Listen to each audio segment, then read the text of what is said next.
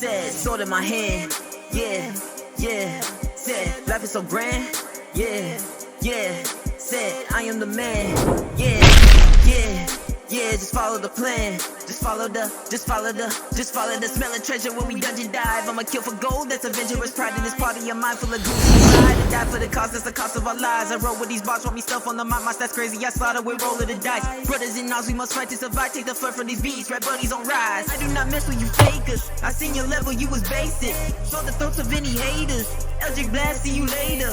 Burn the booth like a dragon. Flow hot like I cast it. Fireball using magic. Goddamn, I'm advancing. Real shit, you do not know who you messing with. Busting tyrants and I came equipped. They call me Venom, spitting poison quick. Yeah, jumping, jumping. All of my homies gon' jumping. Middle finger to these monsters. All we do is jumping.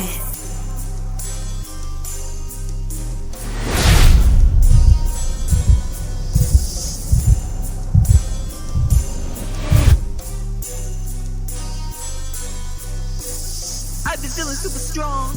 I ain't never wearing any guys. I've been working all night long. Power and struggle, I feel on the rise. Shout out Decade in an area. Craving blue mic cause it's stereo. If you really wanna battle us, better bring your best cause we battle us. Well shit, I've been scheming for some breaks for a grip. Got a couple hundred crowns in my fist. Too quick, go stealth, hit a pit pocket. Throw spell with a force with a speed rocket. Devilish relish reward like a witcher. The still on my plate, call it red when I finish. Fools always out playing big as beginners. And it's like you got poor or live is a jumping, jumping. All of my homies gon' jumping. Middle finger to these monsters. All we do is jumping, jumping, jumping. All of my homies gon' jumping. Middle finger to these monsters. All we do is jumping. Yeah, all of my homies aside. Yeah, Venom, you know we gon' ride. Yeah, you cannot handle my pride. Yeah, I'ma go break it tonight. Jumping, jumping. All of my homies gon' jumping. Middle finger to these monsters. All we do is jumping.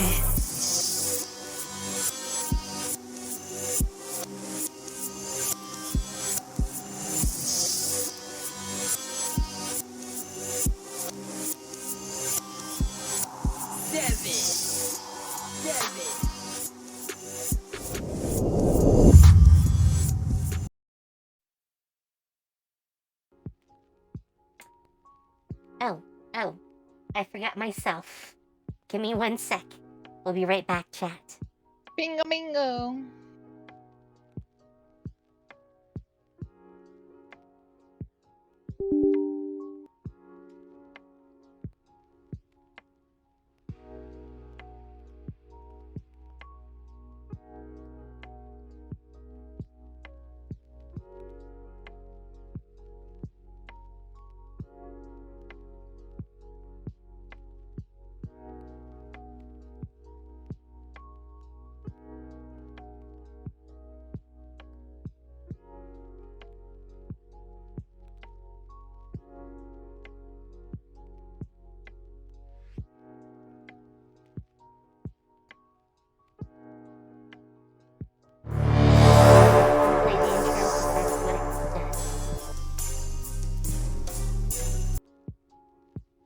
There we go.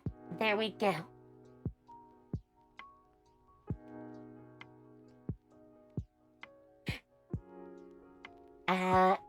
No lock on. No. What? It's just the two of us for the moment, though. Belle and Lily are eventually supposed to be here. But I didn't want to wait, like, an hour and a half. Or more like an hour at this point. So, we're gonna do a little character creation. Right. If you're in my Discord, you might have noticed that I came up with another campaign setting a little while ago. Celestia, Strange New Land. So, tonight, I'm gonna walk Boka through how to create backstory. We're gonna talk about her character, and then Lily's and Belle's, eventually. And on nights where we don't have enough people for a conventional campaign, or where we're running late like this, I can switch us from normal Celestia to Strange New Lands. Ironically, it's CSNL.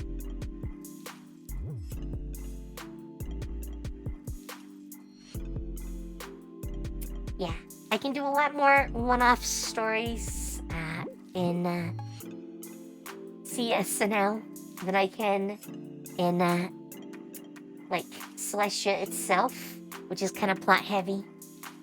So, it's also going to be a lot more suspenseful. Strange New Land is about, obviously, being in a strange new land. No, not Saturday Night Live. Strange New Land. Same initials, though. Also, not terribly funny. It's more thrilling and suspenseful, and that touch of creepy that you expect from, like, ghost stories around a campfire. So, yeah, it's gonna be interesting. You'll get a little bit of backstory as we create characters for it. I already gave a sheet to Boka, and as you can see, I do have a map. So, and even you can kind of see characters, which are NPCs, and various things on the side. So, yeah, I already have content for it. So, not any other maps yet. I need to put some more maps in here.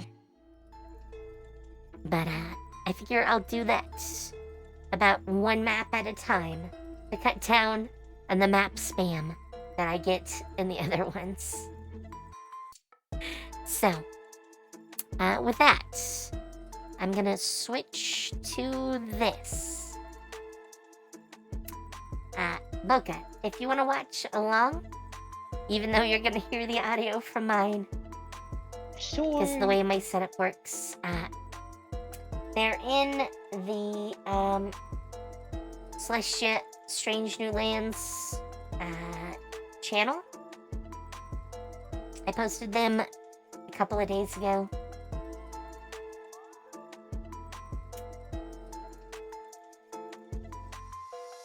Okay, a week ago, apparently.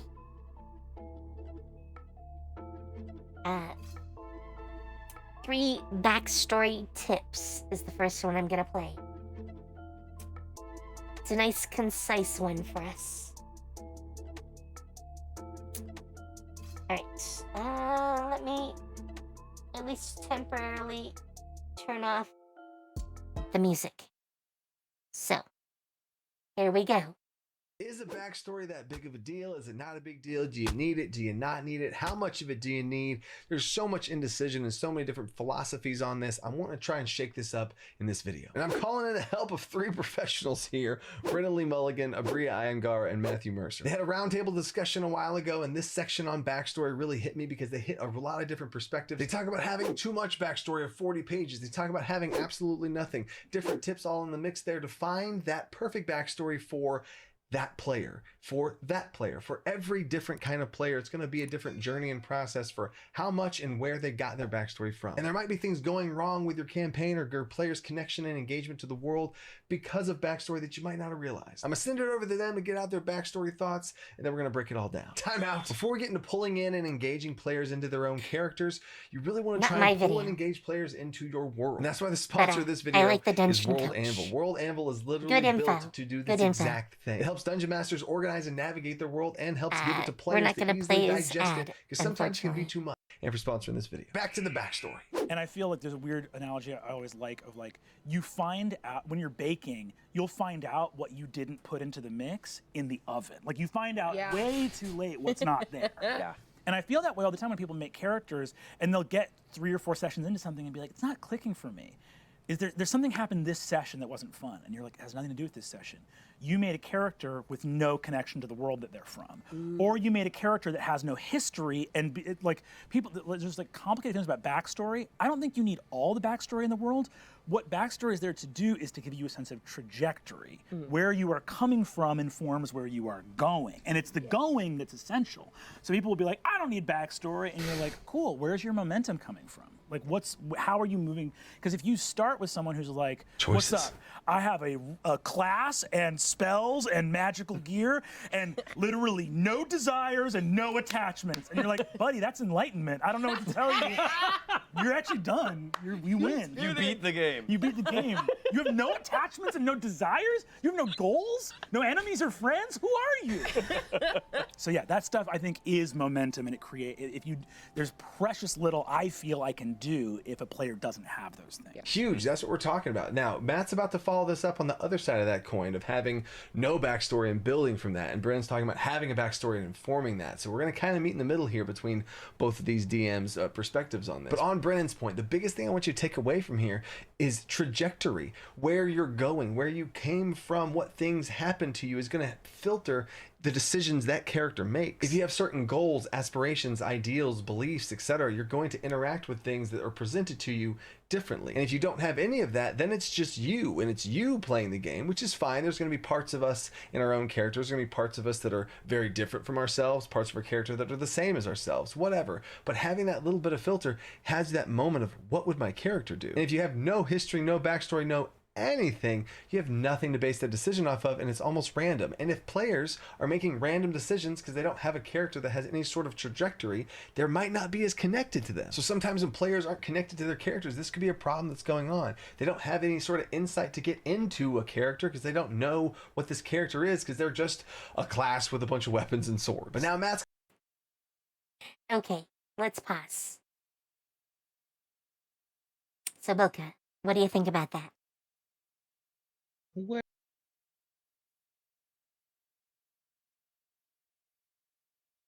I think words. Very many words. Such eloquent words. Do you remember the basics for Strange New Land? We're supposed to be in like a human world or something? It is going to start with the characters coming from a modern day world. So, you should all theoretically know each other before you guys actually, like, So we're do not allowed stories to make together. the loner rogue again? No. You must have at least some connections to other players. I live alone by a code. And, Kirokagi, it is not exactly isekai, but it is tangential. Let's put it that way. They will find themselves in another land, hence Strange New Land. So, all I got from this is Naka does not like loners. So, I'm gonna start. So, like, by... half my chat, you can't come. I'm sorry. Naka said. No, everyone can watch, but players need to have some connection. It's my rival. I know them for 5 seconds. They're my rival. So, this has actually been sort of a issue with Celestia in general. What about my dragon? It has a backstory. The Naka's like, I can't do anything with your backstory right now, Boka. It's too detailed and amazing. It's not that it's too amazing. The problem is that most of what you originally wanted is too, like, grand for Arcane Academy, which is not meant to be so grand. You can make it grand. And it doesn't I, have to be super grand. Like it could just be tiny little things. Like for crying out loud, I asked for a stick. You wouldn't even give me a stick. no, you asked for a dragon deity to give you a stick. That is a little bit different. She's grandmama. Grandmama likes to dote on me. Only in your head. Only in your head. And it could be like a funny little unbreakable stick that does like 1 damage and exudes darkness. And that's all Yeah, she gives me for like the yeah. rest of the campaign. I And already everyone's gave like, you "What's with the some stick?" establishing, which is that the deities don't usually talk to the average person. Calling me average is rude in of itself. Naka likes calling me I rude mean, things. you're an exemplar of uh, third level, or roughly third level. But I'm not your average bear.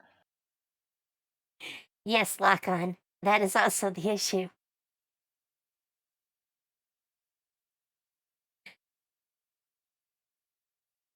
But yeah, there are, between 4 to 6 main characters. Well, And they all well, have to mesh. So and I'm not even gonna bring up that someone has a ghost companion that that almost Boka's never over here with shows a up these days. because he never freaking uses her. Very true. Though a lot of the I time would she just use to says she freak can't say out. too much. Well, that's your prerogative. I mean, she is from basically prehistory. So, all these newfangled things. I should really have a scene sometime where she just complains about all this newfangled stuff.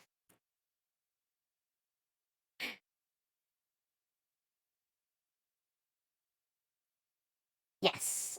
Well, I Uh, don't. But like Boka is struggling, but good. Boka barely Good. gets anything out of it. You always want very extreme things that push the boundaries. Yeah, but I've never gotten any of them, so technically one Well, of them would be okay. you've set your goals so high that I keep there's setting no them high little because I want goals to one of get them to to. go. I want one of them to get to happen. And let's be fair here. Some of my goals are sweet and adorable, and Naka's But like, still big. that's creepy. Well, I mean, Boka can't have a mom. your character in Arcane Academy does have a mom. You don't necessarily get along with her, but You know what I you mean, then Naka. want two Don't like you walk around the mid-20s subject. sisters to adopt you. They're not That's even happened married, in real life. but That's happened in real life before. That's totally like a video game esque like event. Come on. and yes, Well, and everyone has that dark aura mode that well, to be fair, Akoba's power up mode is dark. Everyone else's is like super bright and cheerful. I mean, seriously, I turn into a bunny. hey, Honeydew is adorable. I'm not saying she's not adorable, Naka. I'm just saying. And I really wish we could get her to come back from her I'm just hiatus. saying. I'm just saying. Boka seems to want to do a lot of things, but doesn't get to do very any of them at all. Yes, if you set your goals a little lower, it would be much easier to give them to you. I will move some of my other goals down if you move some of your goalposts up. I mean, you're getting known at the school at least.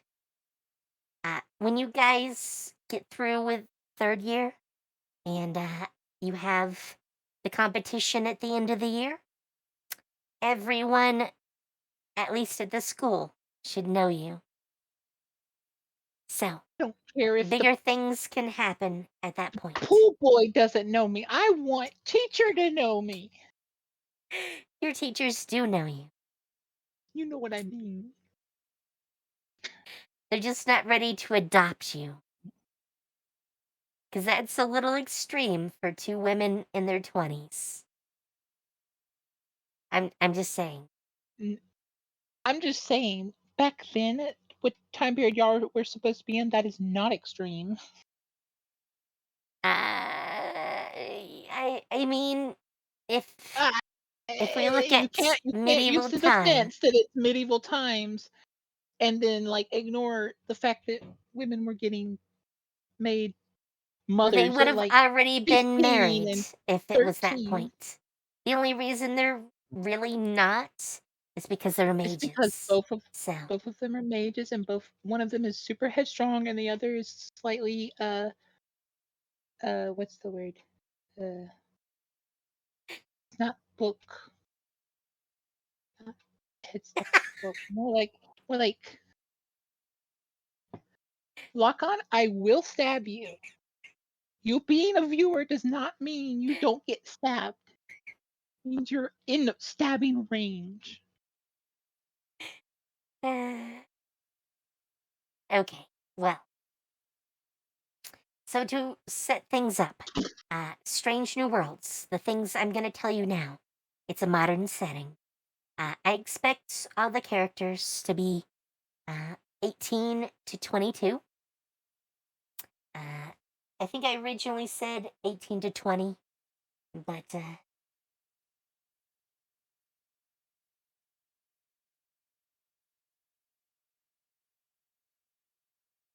yeah, 18 to 20 is what I said. You could technically be up to 22. But basically the range where you'd be in college. I figure that's a good age, because we shouldn't really have characters that are under 18. Not that anything sexual is going to occur, but violence gets a little problematic if you're under 18 as well. So, You tell that to shonen, to manga in general, to I mean, if short we were in stories in Japan, it general, would be fine. to But for the US, TV shows in general, because I'm pretty darn sure that Carl wasn't 20 something when he was shooting people.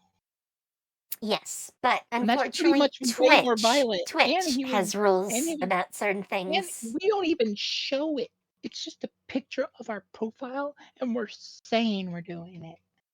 And our age comes up maybe once in a blue moon.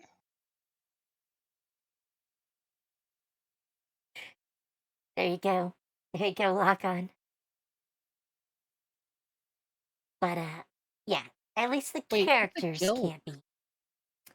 If Wait, there what's a were a good reason, maybe. Maybe. Like if you wanted to be a professor at the school. But that's going to be a little bit harder. So, I mean, siblings are I said possible. gilf, not gilf. What the frick is a gilf? I don't You even guys want to gotta know. you guys need to stop making up words. Next you're gonna say there's such thing as a gilf. But yeah, your character should be between 18 and 20. Most I picked likely. the age -55. There are no negatives with age. Unless you want to be pre-birth. I am a primordial being. I can pick my age. At least for this story, you're an ordinary person. Rude. To start, Naka's being primordialist. after you get to the strange new land, things will get different. Here's my question. Nope, I forgot. So, should we go on with the video? We were watching a video. Yes. Well, how do you do about that? You've already forgotten, apparently. Mm, But yeah, oh, the totally. idea of a backstory is to give your character a trajectory, how you fit into the plot, basically. Some goals, some Are these connections to other people. goals going to actually get worked towards, or is this going to be another Boka situation? I mean, as long as these are Where personal when Boka's goals actively and not going to try to ones make that the goal take happen, gods to Boka do. gets called weird, or gets told you're doing too much. I mean, originally you wanted two gods to talk to you, basically. Well, not talk to me, but Well, interact. Let's put it I that way. literally asked for a stick. Yes, a stick She didn't from the even have gods to. again. She literally didn't even have to give me a stick. There could have been a stick on the ground magically, and you could have been like, "Oh, you found a stick." I It could have did been a have you normal find a stick. stick. It just wasn't magical. No, you had to preface before that it was definitely not a god stick. You couldn't even like humor me and say, "You don't know. It could be." Well, everyone else was pretty sure it wasn't a god stick. But Yep, but you can nope, believe it was. Sure. no, no. Don't you flatter All right. me. All right. Let's continue with the video to get some ideas. It's going to go to the other side of that coin and has to give an example of someone with nothing and how you can still build into something. And even then, like, depending on the style at the table, it can be fun to explore that in the moment. Like one of my best friends in high school, who was one of the first people I GM'd for, High Ian, school. loved him to death. His character was a randomly wandering martial artist on a search for power. And that was his whole backstory. And you know what? We had fun. We had fun finding out what that power was, finding out where he was wandering, finding out what happened to his parents, because everyone in D&D has dead parents. Yeah. Like, you know, and you just kind of find it as you go along. So yeah, you don't feel like, But Naka you says know, to your no to point, dead every player parents. has to necessarily feel like they are going to write a 40-page backstory, and you don't really want that necessarily. Mostly because you know, that's a lack of 1 page is good for me. Gaps. You know, 2 pages more. But At a certain point, it becomes a little I challenging gave to you incorporate all. attachments. I'm attached to the girl. Teachers. I mean, I even gave you your best friend from home. Yeah, you gave At me a one best point. friend, and I'm actively going and having an attachment to 2 characters. Yes. I'm just saying. But 2 characters that are foreign to you and don't have any connection to you before now. So, it's I mean, it would be very strange if 2 20-year-old women just suddenly wanted to adopt you.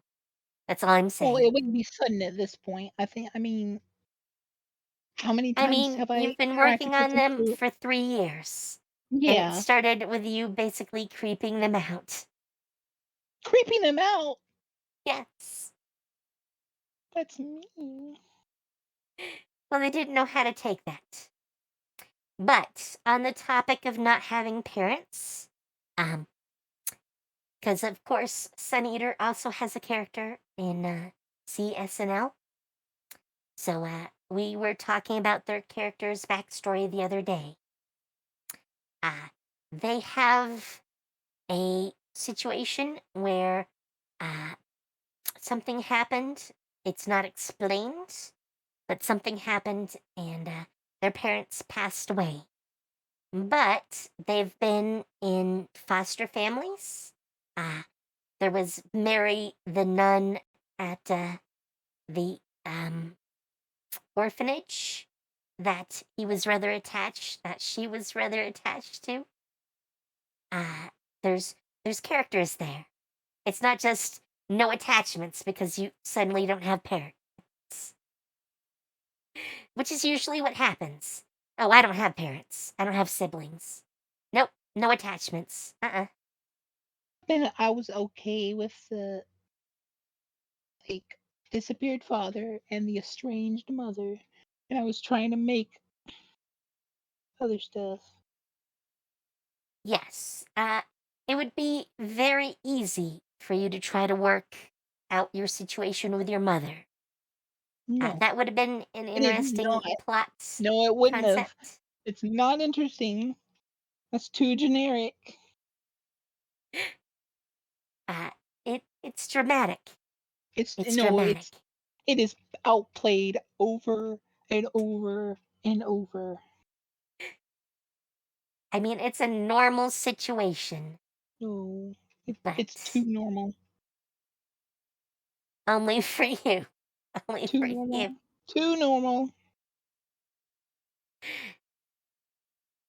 I mean, I definitely understand being on the outs with their parents. So, I can definitely play that. It's a lot harder if I have to stretch my imagination to a situation I don't usually encounter. Let me put it that way.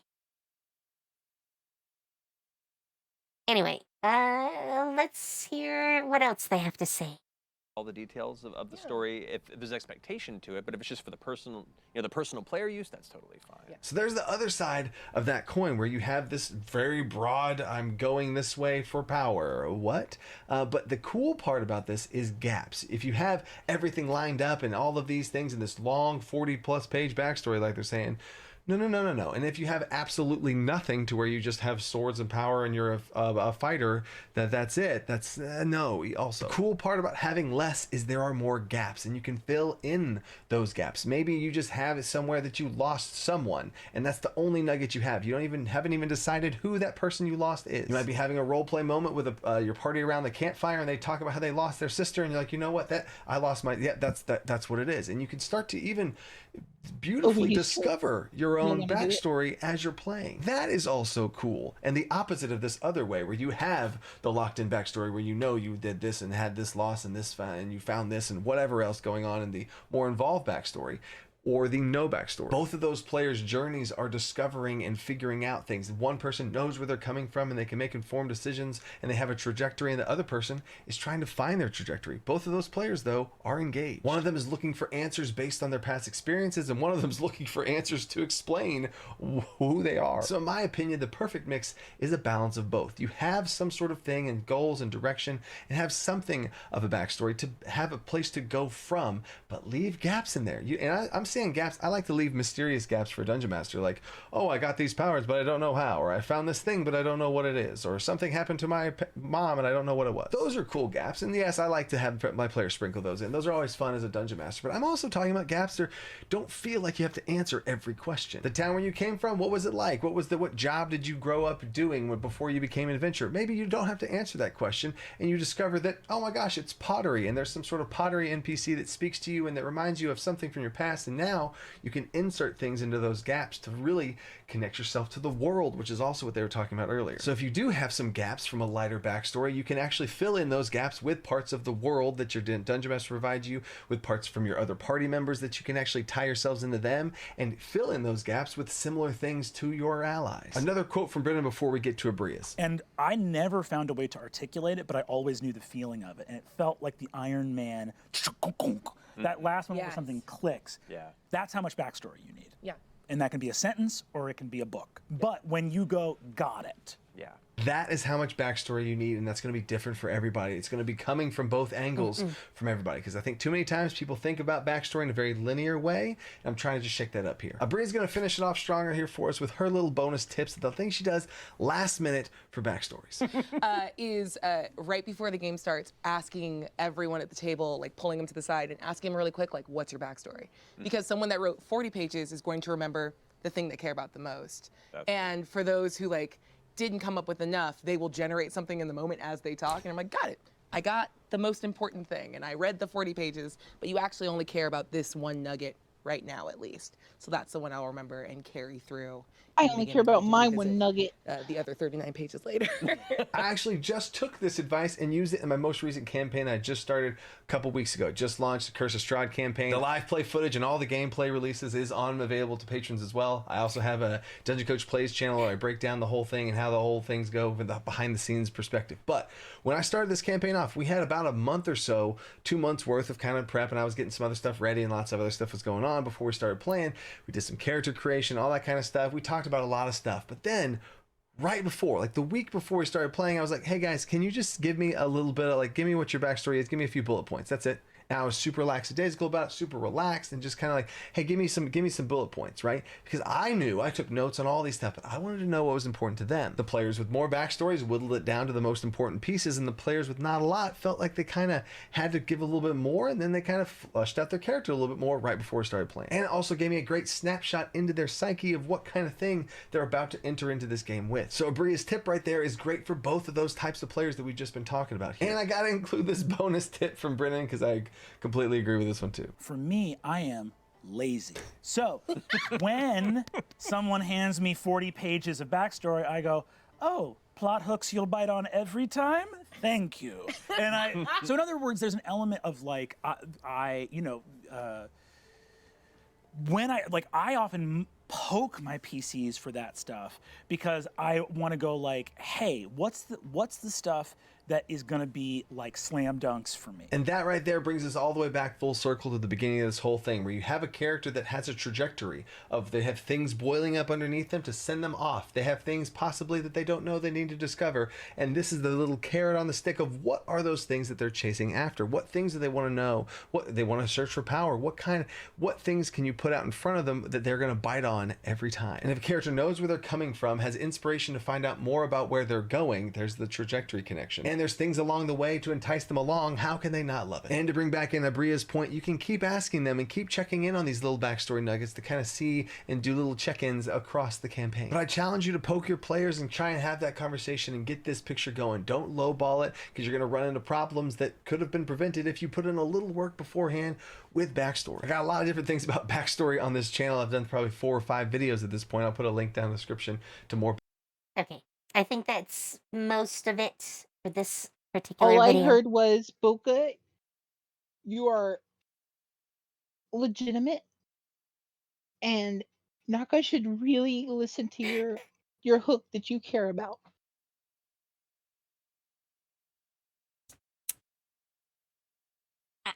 I do That's in all I fact learned. listen, but There's the but. there's always a but. Everybody has a but. I don't need your but. I mean, that's a truism. That's a truism. But yeah. No, see, there you go. But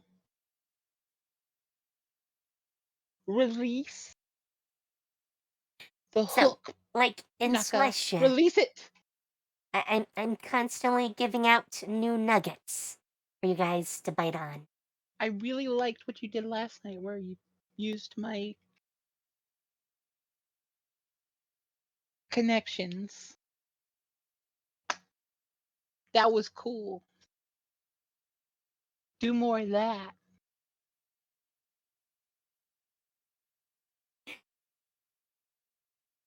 Also, lock on, shut the frick up. Stop talking about people's butts. You don't get to see that. Nope. No butts for you. Unfortunately, ow.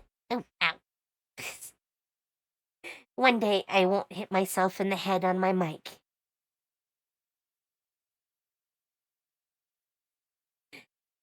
But yeah, unfortunately, as a 2.5D person, you can't really see my butt, so.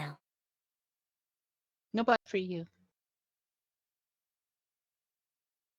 Very true.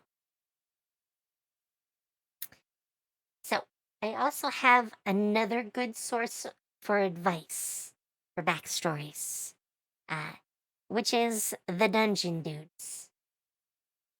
I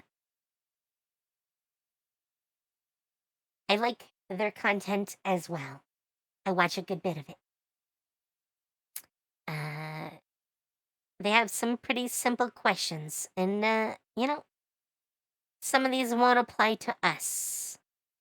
Like, why this class? Because you won't have classes for CSNL. Also, not subclasses either. And no ancestry or race as far as it really goes. But they do You're have losing some good race points. bonuses and stuff? We're going into No. a strange new land. Yes, Are you we start getting out. teleported or are we reincarnating?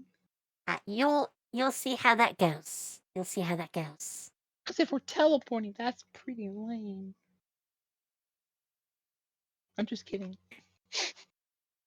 So let's listen to the questions, okay? Okay, It is of prudent to start course. at the beginning of your character's life. Where did they grow up? Who raised them?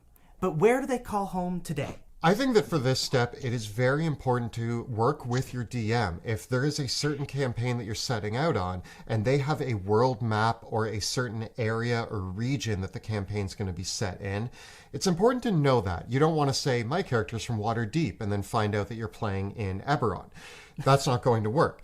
So when you are thinking about who your character is and where they come from or where they currently live, I think that it's very valuable to set them in the location that the campaign is going to be taking place in. If your character comes from a small town that is being impacted by the events of the campaign, that immediately gives your character motivation for why they're participating in the events that are unfolding.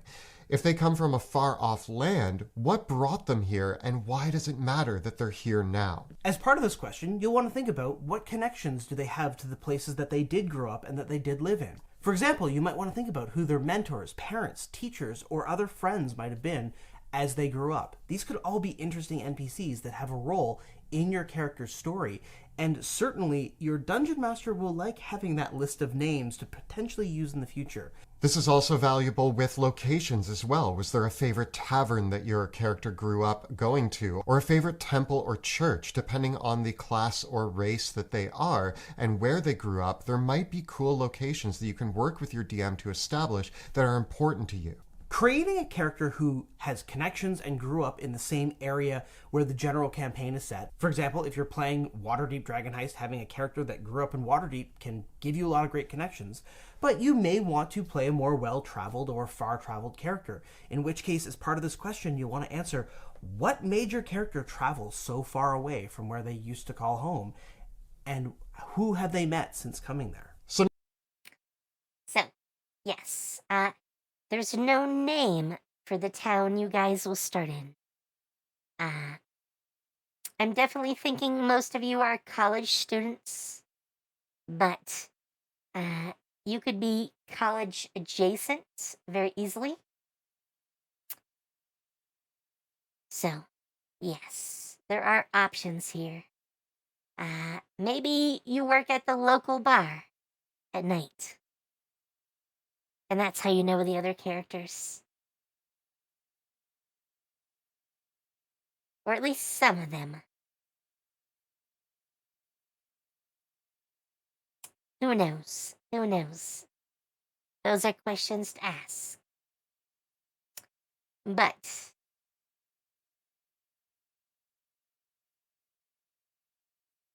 I've only watched a little bit of Steins Gate. I've never really found, like, I think I once had a copy, and then I lost it somewhere. Yeah. So I never finished it. That happens, unfortunately.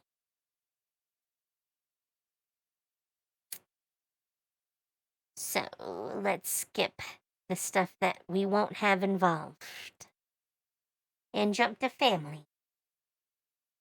how you roleplay your character. And of course, a huge part of Ancestry is family. And so while we've already considered how characters might have their parents or whoever raised them, you might also use this opportunity to think about how your character could have other relatives, such as siblings, aunts, uncles, cousins, and much, much more, or even childhood friends of their own ancestry.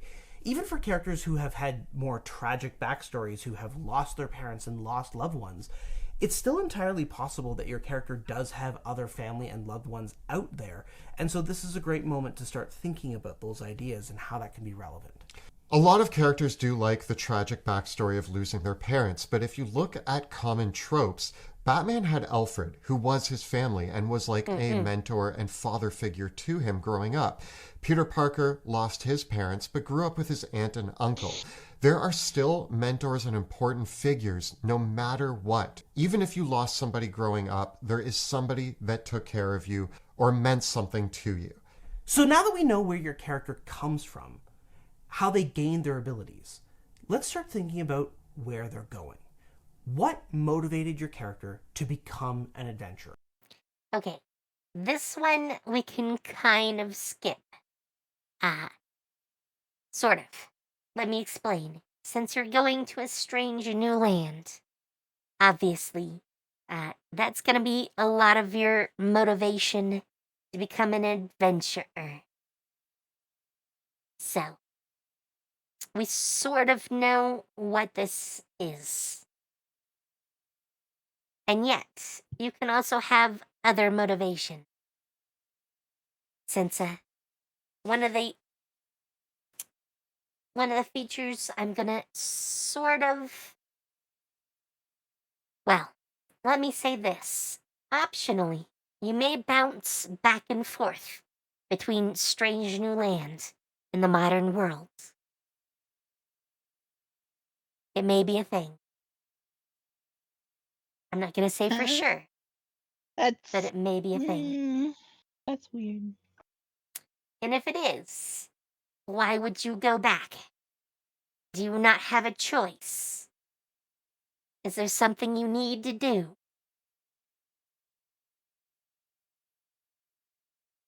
These are questions. These are questions.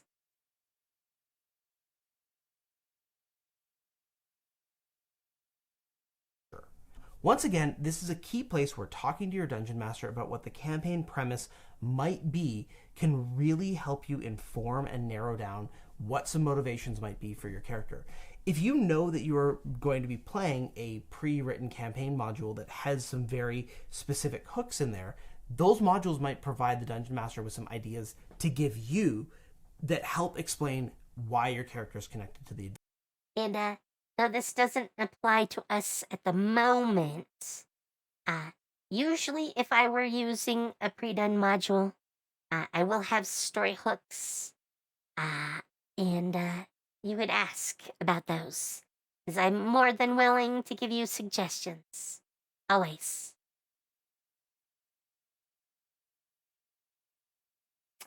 Exactly, Hirokagi.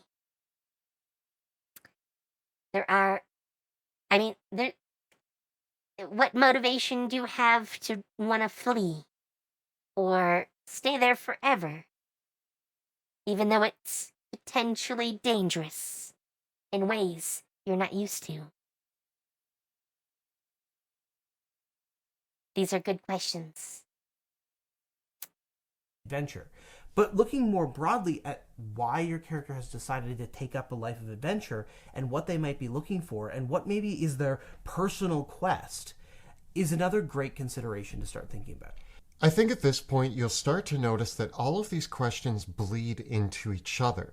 You've already been thinking about the class, subclass, background, where you grew up, and all of these elements that are important to your character. When it comes time to think of why they're an adventurer, you might look at what you've already written and say, oh, yeah, well, I was a soldier in this war, and now the enemy of that war is still alive and is about to wreak havoc on this town. My character feels it's his duty to step up because of what I've already written. And that's great. That's actually the point that we're trying to get to, where these start to feed into each other to the point where you have such a good understanding of why your character's doing what they're doing, that the role play just happens naturally at the table. That said, if you've gotten to this point in the checklist and you don't have a compelling reason for why your character's an adventurer, it might be time to go back and start thinking about where you might review the questions you've answered so far and what you could pull out from that, or what you might add to that, or what you might modify a little bit to make sure that your character is ready to enter into a life of adventure.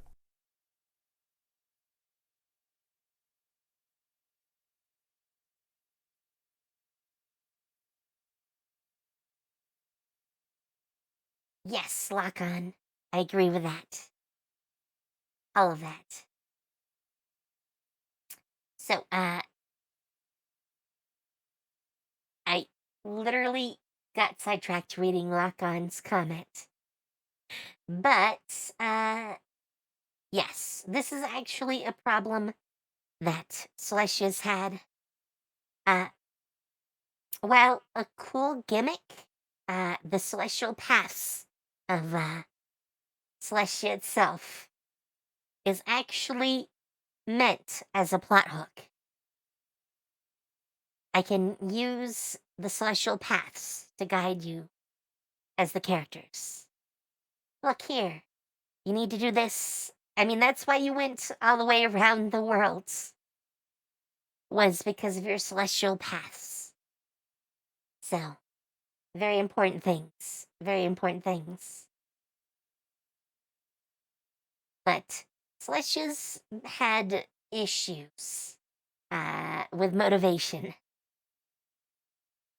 I mean, loot was the original motivation for almost all the characters. That was it. That's all I had. Then I gave you guys a house. Well, I don't think Boka was there yet. I don't think she ever saw the house. / bar. Bar. Yes. The Celestia party technically owns a house / bar. Oh, we've There's a been bar in the there. bottom. My giant halberd is sitting in my room with like I don't. the hilt sticking outside the window. I'm trying to remember exactly when you joined. We went back there for like briefly, twice. When we I went to think that that cave was. with the giant gargoyle, and we went No, back, that was and then actually before that. not in the original town. Well, no, but we went back to our place. Yeah, but not the one I'm talking about. Okay.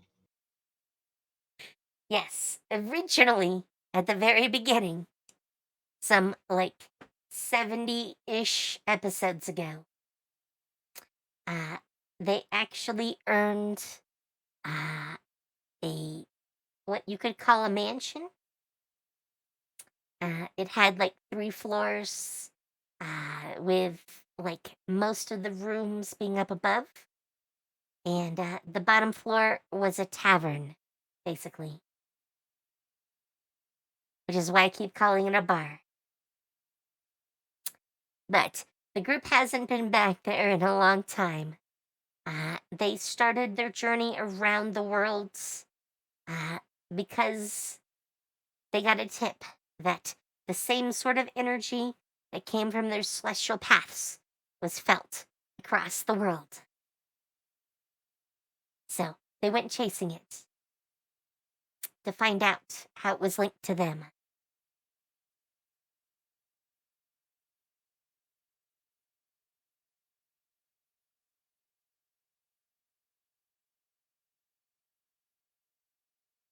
Yes, unfortunately, because they went away, the house has been sitting there, theoretically run by Neff's character. They left Neff there. Since her character was originally an NPC. So they left her behind to watch and work. And they went off. Though, I think about the same time Ren's character ended up getting captured, and they've still never dealt with that. There are a lot of plot threads still out there to be tugged at, eventually. I'm thinking soon they can go home. Soon. It will happen. Once they get out of this dungeon.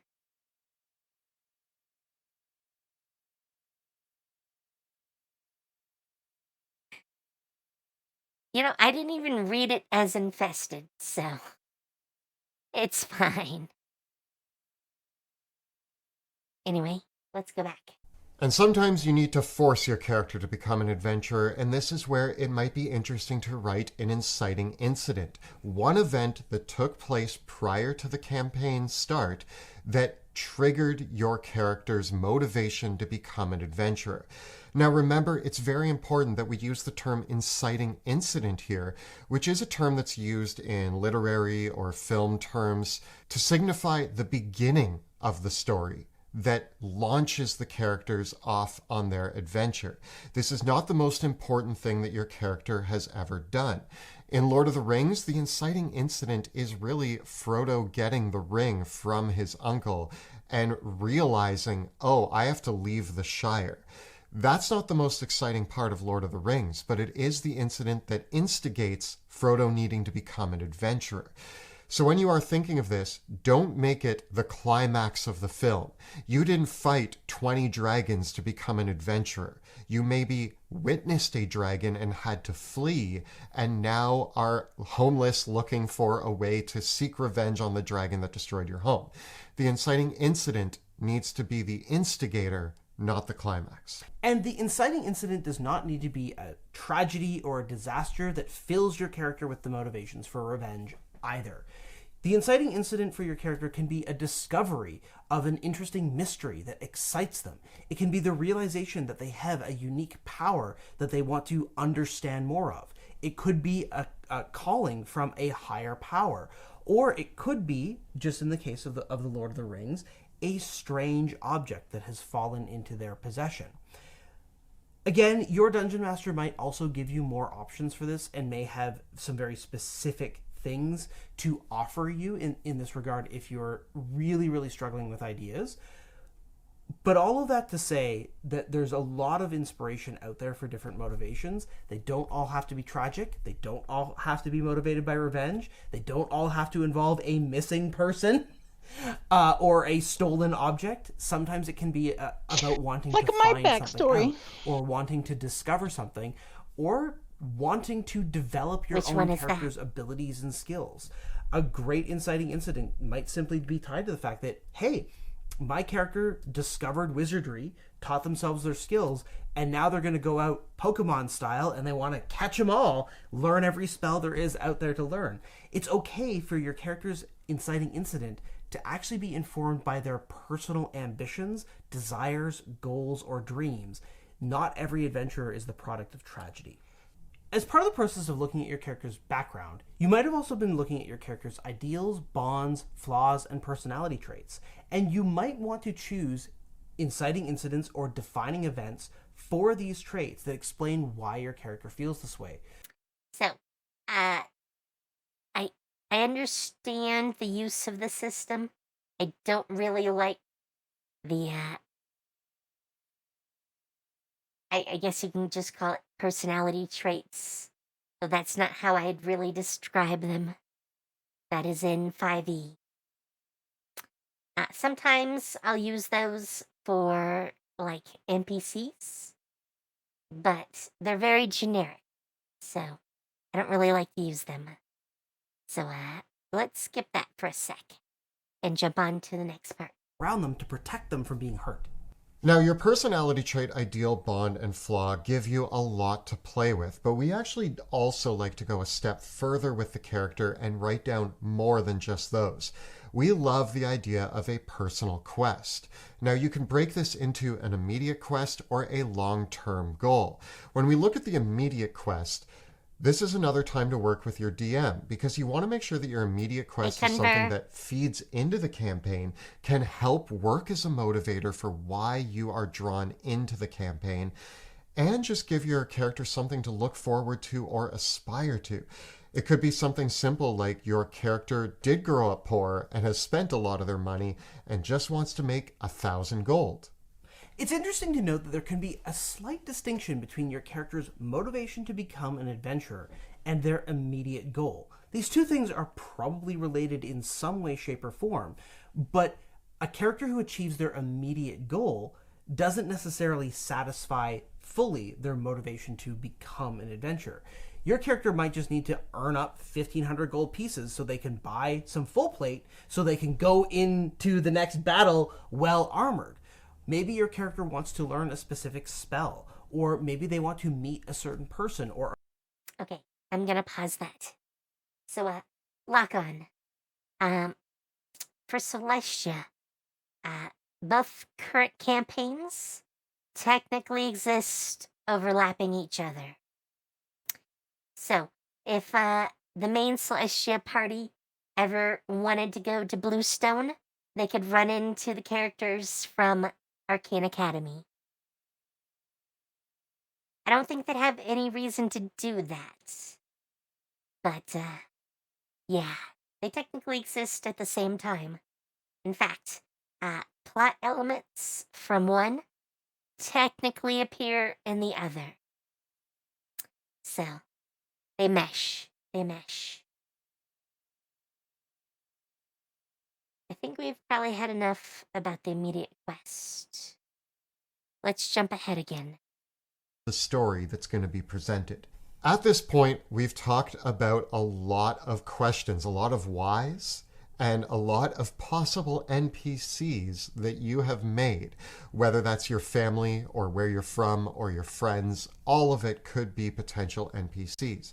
And we think that at this point, it's important to narrow it down to the three most important people. One from your past, one from the present, and a potential important person from the future. Choose one person from your character's past who is still alive that you could identify as an important person from their past. There might have been a lot of people from your character's past who aren't around anymore, but pick one from their past who is still alive and let your dungeon master know who that is. It's also important to have somebody currently who your character relies on or depends on, or even the opposite end, has a rivalry with or something of that nature. Who is somebody that they interact with presently who is important to them? And finally, what is another person in the setting or the world that maybe your character knows about and maybe has interacted with a little bit, but who they want to interact with more in the future? This could be a teacher or a mentor, or maybe even another player character, or possibly a villain or a rival.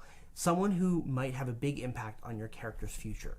With these three NPCs, one from the past, one from the present, and one from the future, you'll find that your dungeon master is now equipped to give you lots of characters to interact with.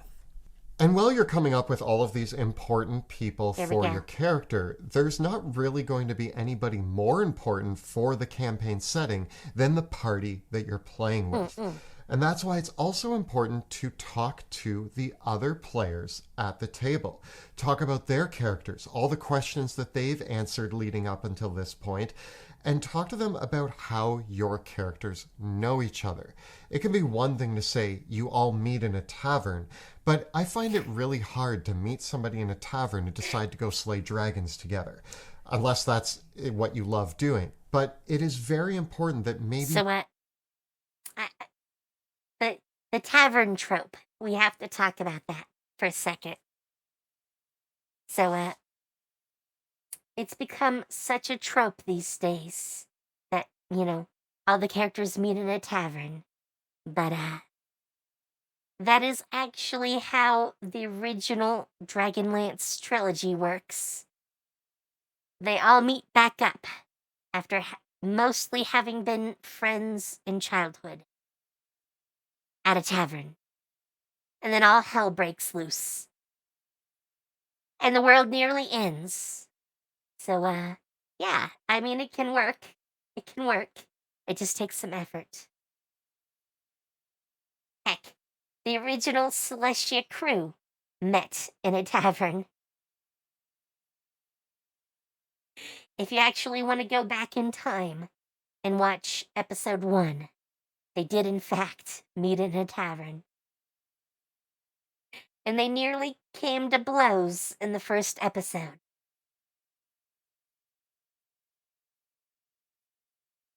So, yeah, things definitely happened. Arcane Academy was a little bit different since they met at the cabin. They met at the academy. But, yeah. You know these people from previously. Maybe they're from the same areas as you. Maybe they know the same people or are from the same organization. I think that the party dynamic could be something that is either long-term or happened recently. But depending on the way you go with that, you do want to answer the questions of how did you meet and why did you end up working together? You could be the oldest friends in the world who have gone on adventures together since you were kids. Or you could have been thrown together recently, saved one another's life, or dealt with a extreme situation recently that connected you in a way that is now hard to deny for the party. If you're in a group of 4 players or less, you and one other player character should establish a strong relationship or bond between your 2 player characters.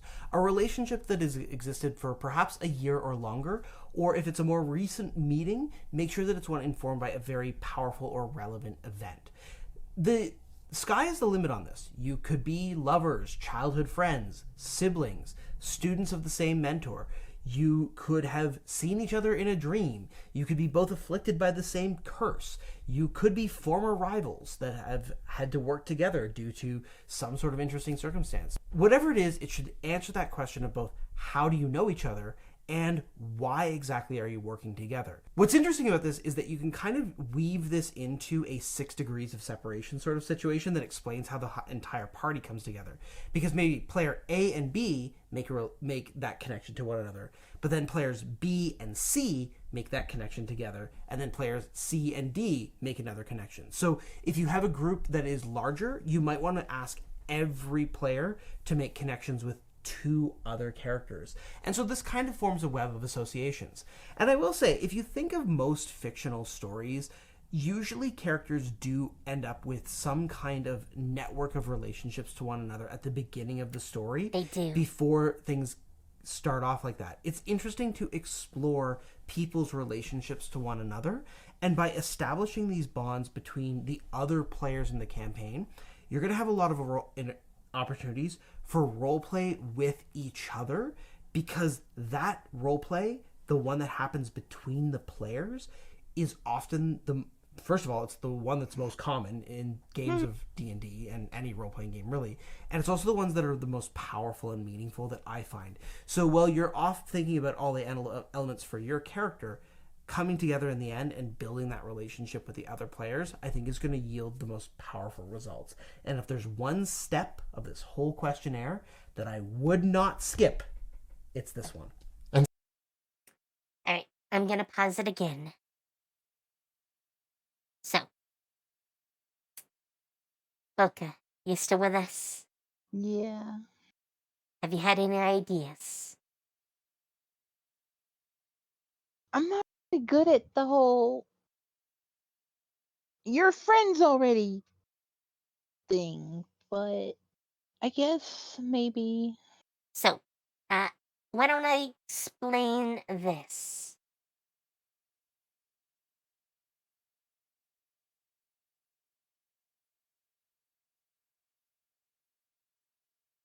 I mean, I could try, but I'm saying I'm probably not gonna do very well.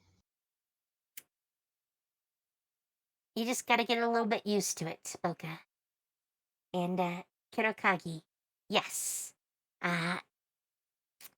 If you're a little more advanced, it's easier to have been in a war before. But that's a pretty rare starting point. I would not usually let, first level characters say that they were in a war. I just don't feel that would mesh very well. So Boka, jumping back. Oop, I smacked my mic again. I swear. One day.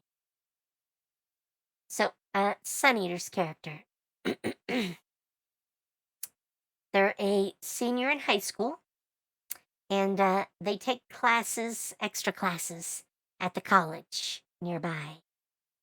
So, you could just have them in one of your classes. You could be a freshman in college.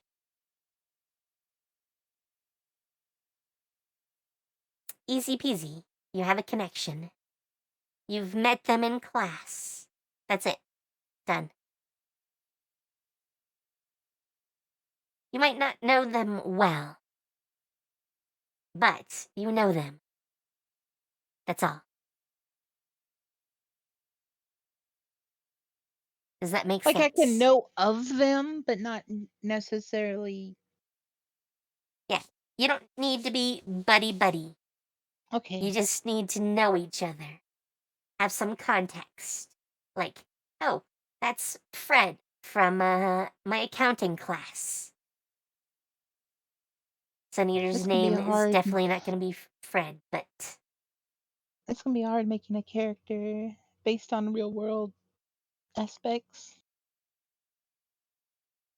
I mean, I also mentioned the parts about potentially like working at like a bar. So maybe you know one of the other characters because they always come to the bar.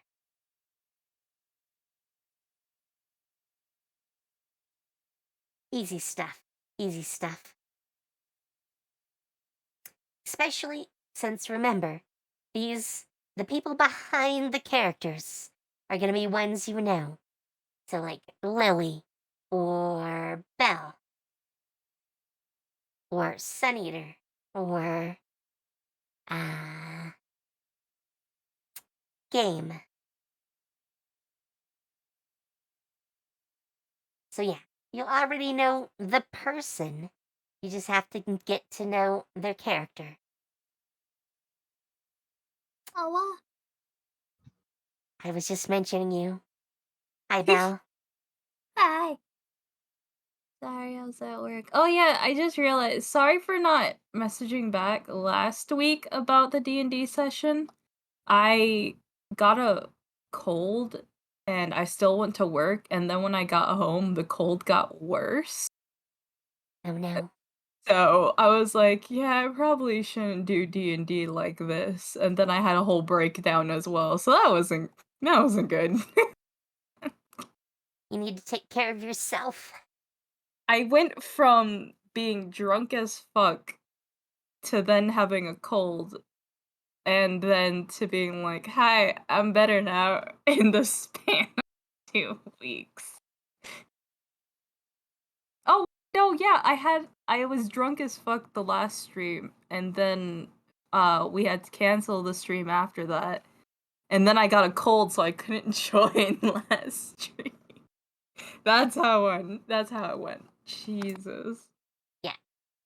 Usually we would have also canceled tonight. Mhm. But this has been a sort of special special episode about creating characters for Strange New Land. So we can have some side stories. I hope you read the stuff about Strange New Land. Or I'll have Yeah, to explain it. So, totally. I totally read that thing you're talking about. Ignore me mumbling to myself for a good 20 minutes. It's definitely not me reading out loud what is in this channel. I know Maple knows a little bit about it. She's apparently kept up. I don't know if she's made a character yet, but yeah. Oh yeah, I completely forgot to talk to you about the other D&D session. What's your Blade of Vengeance? How's that going along? I had messaged Mabel, and they've never gotten back to me. So God damn it, May. Okay. Well, she's right next to me, so I can yell at her to do so. May! Text Naka back. What the hell's wrong with you?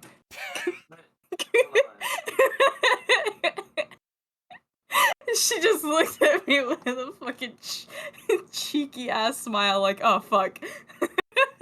When did they message? When did you message them? Hey, 9. May! What the fuck? Apologize. No, I'm in call with them right now. Put my headphones on and apologize. Apologize to our DM right now. it's okay. Things happen. I know it.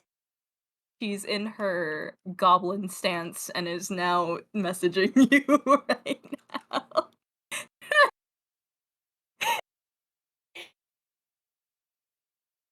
And when I mean goblin stance, I mean she has her knees to her chest while sitting in her chair like that. She's not even sitting, she's basically crouched down on her chair while typing. Call me out. Either. Jesus. Okay. Well, that's why there hasn't been much of an advancement. So, yeah, I have a lot of the back stuff for it, which I don't even think I've announced to chat before. So, chat, you now know that Blade of Vengeance is coming back. Oh shit, are If we you live never right now? saw yes. Oh we very fuck! much I are. called you out on stream. I'm so sorry, May. I called you out on stream. Oh fuck! Wait, I revoke what I said. Chat, you heard nothing. I plead the fifth.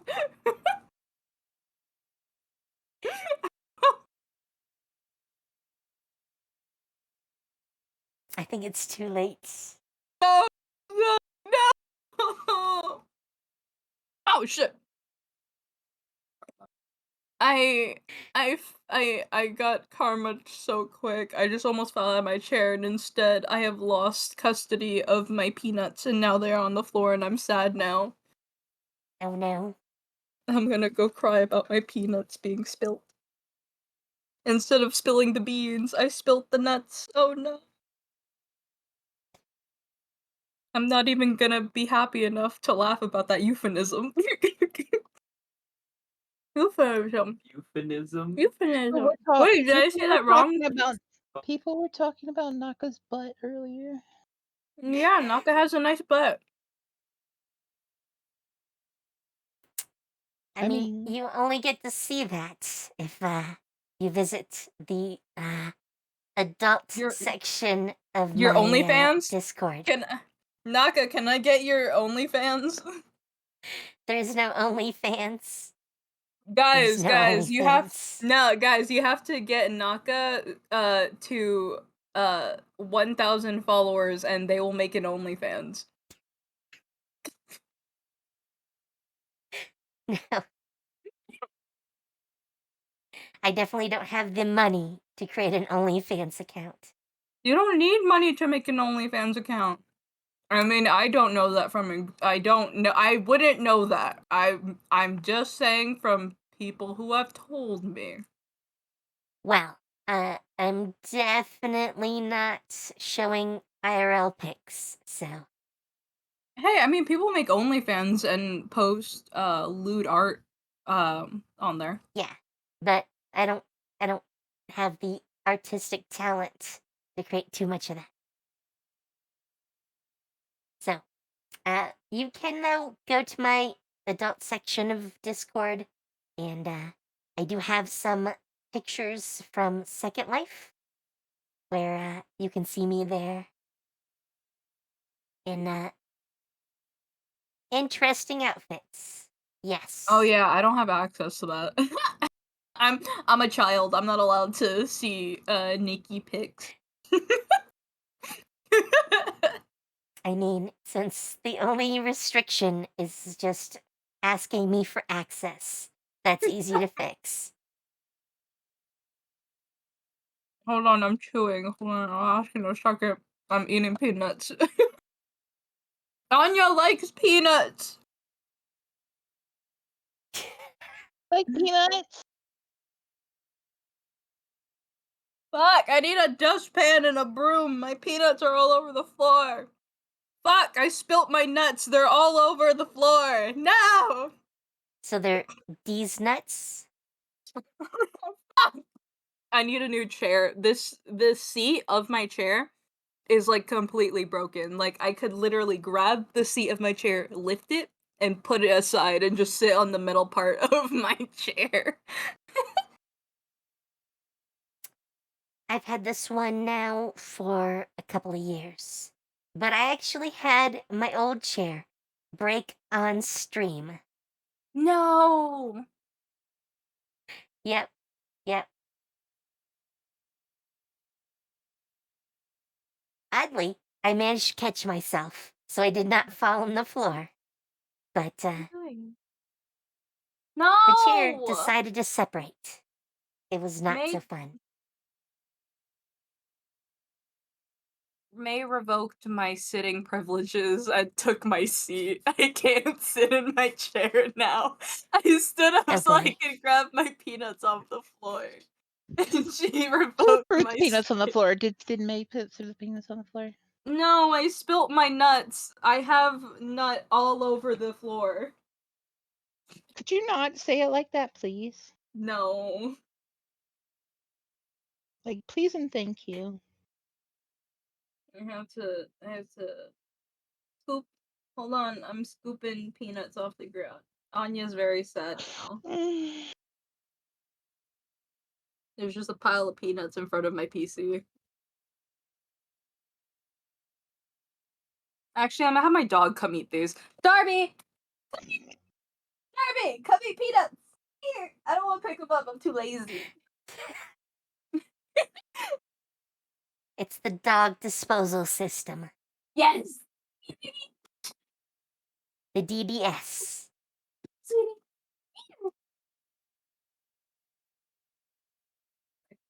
Thank you. Go, eat peanuts. Go get the peanuts. Go, it's okay. Go, it's okay. Here. Peanut? Yay. Oh god, she ate a hair. No! Wait, give me my chair back. I want to sit down.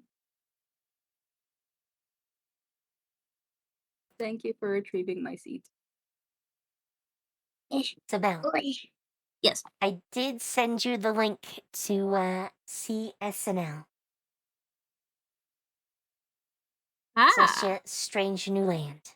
So, if you want, you can log in and I'll give you a character sheet. Okay. Excuse me, I'm disgusting. Go get the peanuts. Why are you hesitating? By the way, Because of the Boka, way you keep talking about them. No, I don't know what you're talking about. I'm just letting my dog child eat the peanuts that I spilt on the floor and don't want to pick up. It's a doggo Roomba. Yes! I didn't even notice the fucking comment.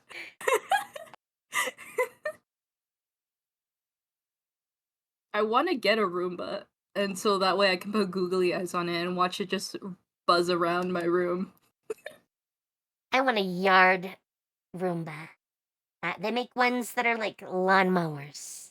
That's amazing. I didn't even know that was a thing. A lawn Roomba? Yes. I need to get that so I don't have to mow the lawn. So that my girlfriend doesn't have to mow the lawn. I can't even say this, so I don't have to mow the lawn. I've never mowed the lawn. What? Lazy. I absolutely not despise lazy. mowing the yard. So Listen, when it comes to mowing the lawn, I'm not lazy. I grew up being told that the men should do the yard work and that I should be in the kitchen, basically. Rude. Yeah, and now I'm gay, so you can see how that turned out. Yay! Yay! Society. We don't conform!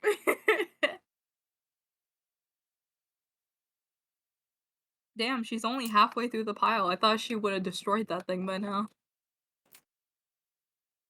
By the way, Boka, do you want to roll some stats for your not yet fully formed Sure. character? Yeah, What okay. do I have to roll again? Can I get 2 chances? I mean, you roll multiple times and take the highest roll. What am I rolling? I forget the exact roll. Give me a sec. Is it like 75 D6s? What? What's wrong? Do you need some I mean- water after eating all that? Go ahead. You can have more. Go. Go. I always forget. We do this so rarely. She's so happy that I'm letting her eat these peanuts.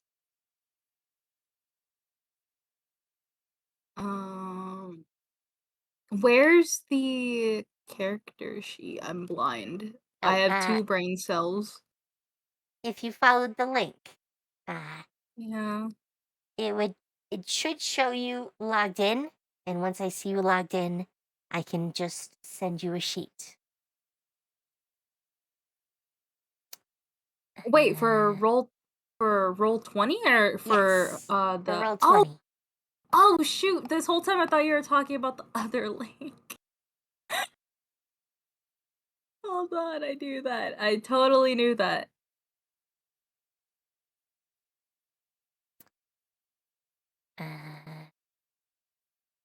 Where is keeping and dropping dice? I know it's in this list somewhere.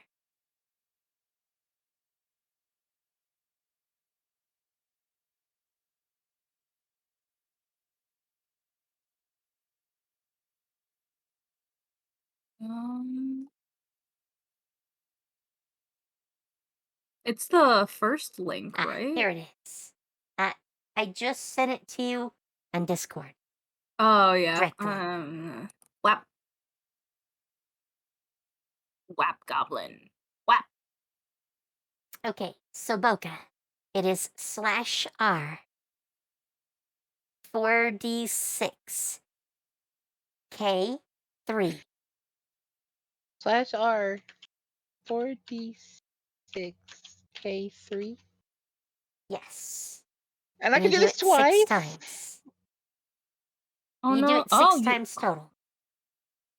Good job. I'm proud of you. I don't have to do anything. Bam. That did not. Oh, you can't. The K should be right next to the 6. It still rolled correctly. No, it kept the 2. 6, 6, and 5 do not add up to 19.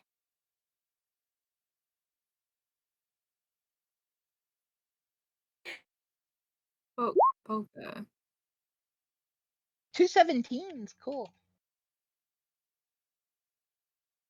Alright. You now have sheet. And wow, you are just. What the hell? Holy shit! Buck is just like all 17s here. Boka, you're jacked as fuck, bro. Finally a 12. Holy crap! God. No. I have literally never seen this. Holy shit. Hey, at least we got 14. There you go. Something even. Okay, is that 6? Bang. 1, 2, 3, 4, 5, 6. Yeah, you didn't need to roll the last one. It would be so funny if I dropped the 12 for the 13. No. Boka, it would be Please. so funny if you put the 12 as intelligence. Everything else is jacked as hell except for intelligence. I was I thinking mean, of making like a 12 gladiator-like and character. 14 are still very high. Mm-hmm. Now, here's the wonderful part for Celestia Strange New Land. you don't know what stats are best for you. Because you don't have any archetype yet. So, Naka's gonna give me a mage if I put anything in strength. I know it.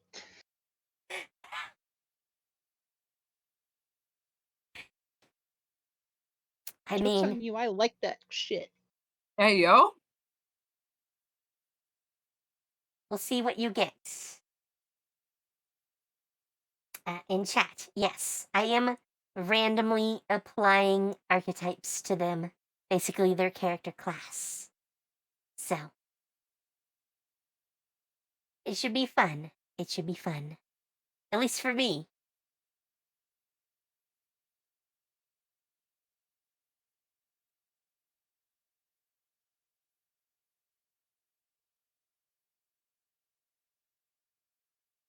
Um, 17, 17, 17. Exactly. They will not know where to put their points. I mean, Boka's apparently godlike already. So, It doesn't matter what you do to Boka, they're already OP as fuck. pretty much. I have literally never seen a sheet that looks like this before. I I call mean- dibs on only rolling ones for my stat. This is the sort of thing Oh, I have I a plus want. in every single thing. Okay, cool. Yes, yes, you do. You only realize that now? Yeah. Holy Should've- shit.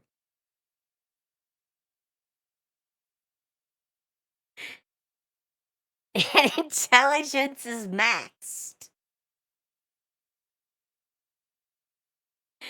Oh, you're gonna make it hard on me to decide what you're good at. So, 17 charisma for Boka seems unreasonable, but that might just be me. Aren't I charismatic? Don't you love me?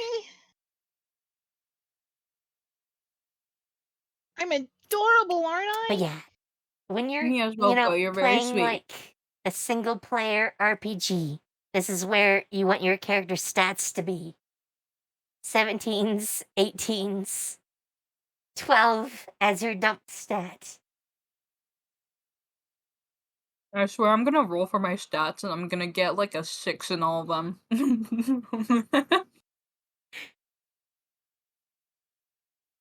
I'm So, gonna have yeah. fucking negatives for all of my fucking modifiers. Do you want me to roll them for you?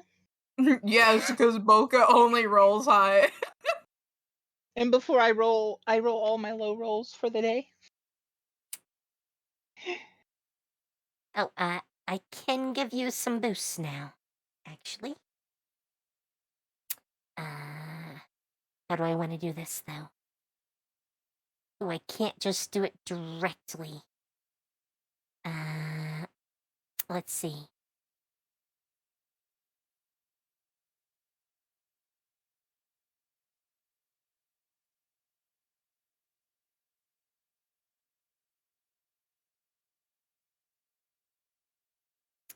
Actually, I'll do that later. But, yeah. We were talking about backstory earlier. You missed that part. I was showing some videos to help out Boka, give her ideas. You can find the same videos in the chat channel. Because I already linked them. But the things I will definitely tell you. Your character is going to be between 18 and 20. The assumption is your college age, basically. Sun Eater went slightly younger and is 18, but a high school senior, and they take classes at the local college. So, Ah, okay.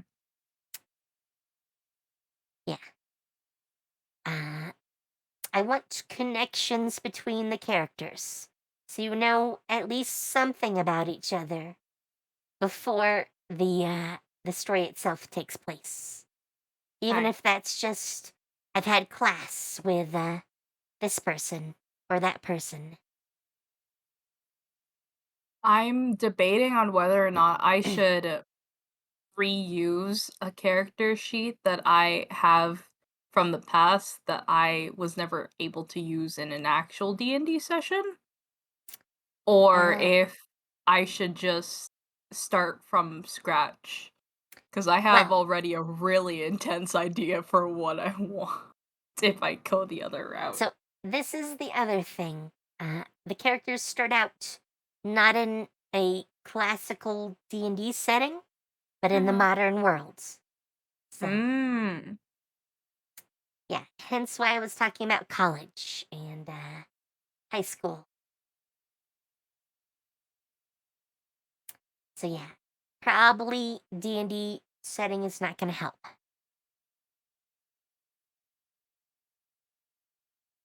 So are we all human, or are we still going the Yes, there are other no species? fantasy races where you start. It's basically our world or our world in slight future. It's Got left it, kind of okay. ambiguous, but modern times, Okay. plus or minus a decade.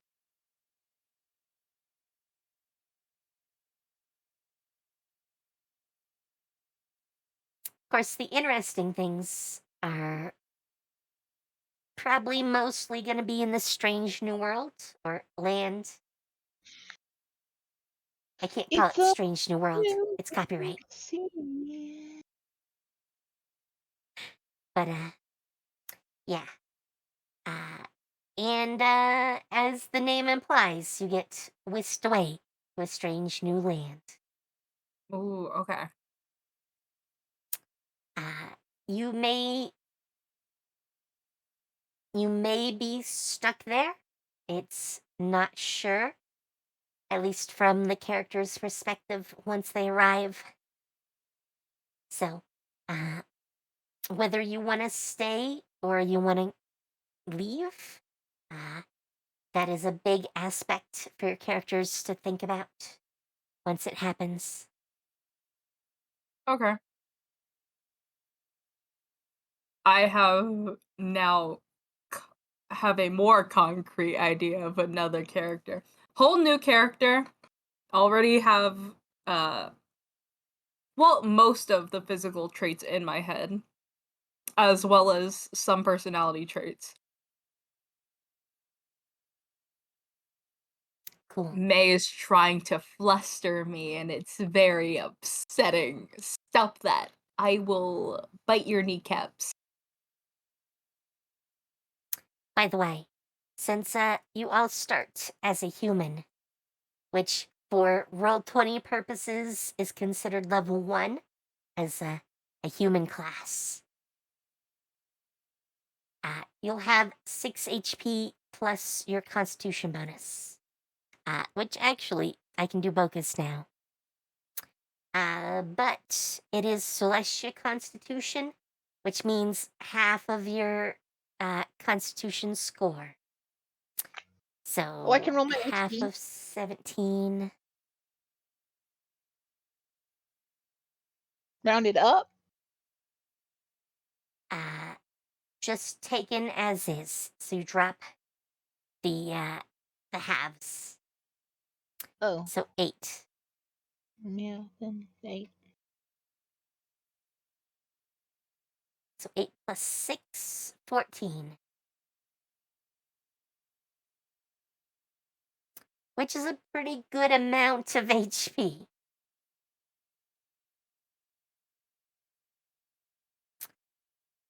So, you will not immediately die, even though you're a scrub.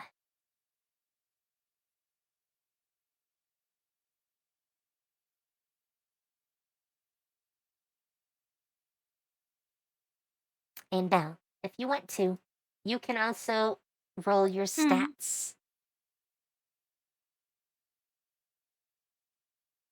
I'm gonna roll one time for my stats, and if I am ass at it, I'm having Boka roll my stats.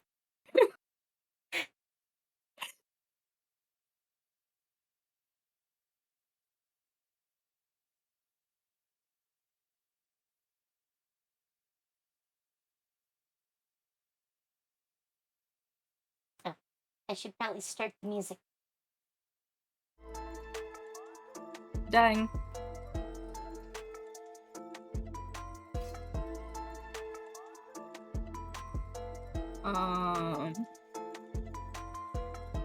Fuck, 13's not Boka, bad. roll my No, Boka, roll my stats.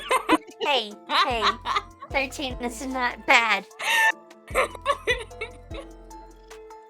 Also, I forgot to copy paste the command, so I have to retype all of that with one hand. Actually, no, fuck Boka. No, Boka, you're not rolling. I told you. Oh my goodness. By the way, you can just press up. If you press the up arrow key, it will grab your most recent type.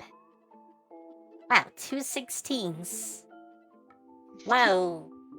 Okay, you can re-roll the 7. There you go. Wait, hold on. There, you have to roll the last thing. one, but I gave you a 10 Fuck. and 2 16s and a 13. What There the you go. fuck? Boka, you rolled jacked ass stats for yours and you're gonna roll ass for mine? That's I so gave you fucked 2 up. 16s. You got 1, 2 2, 16s 3, and a 13. 4, 5. And a 12. So, that's not terrible. You have to roll the last one, though. I'm not gonna roll your last one. Wait, hold on. My brain stopped working. Wait, so Oh, how yeah, many you're times? at 6. You're at 6. Yeah, I'm already at 6. I was confused. 1, 2, 3. You got 2 16s, a 14, a 13, a 12, and a 12? I only see 1 12. I see Yeah. Where'd you get the other 12 2 from? 13s, though.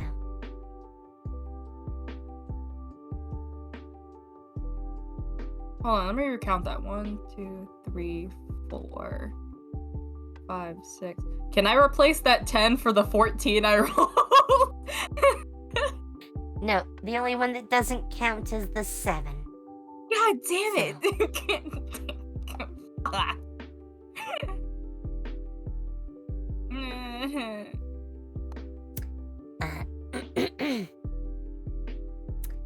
So, 2 16s, a 10, a 13, a 14, and a 13.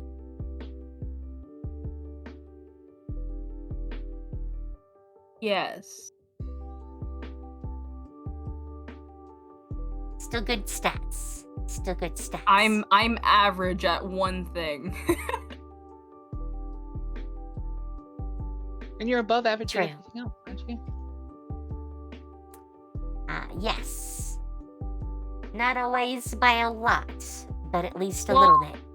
Listen, it's not about being the I know it. Average is okay. It's okay to be average. I know what I can have as a connection. I can be Belle's younger sister. The overachieving younger sister. Oh my god, Yes. that makes what I have planned so much better. Oh god, thank you, Boka. You're welcome. Yes! Holy shit, everything's gonna go to shit and I'm so excited.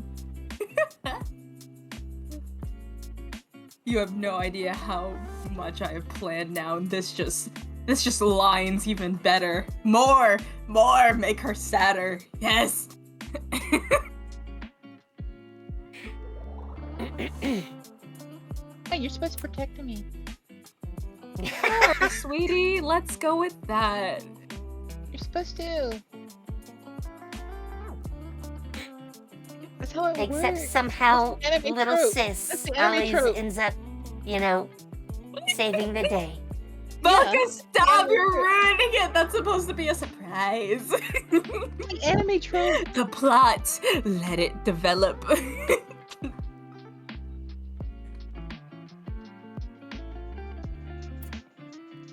The fucking older sister's getting bullied. Here comes the little sister just beating the shit out of the fucking bully. Pissing off the older sister more. I totally expect Boka to be 18 now. With Belle's character being 20. Joke's on you. She's gonna be in 19. Okay. Just barely older, but old enough.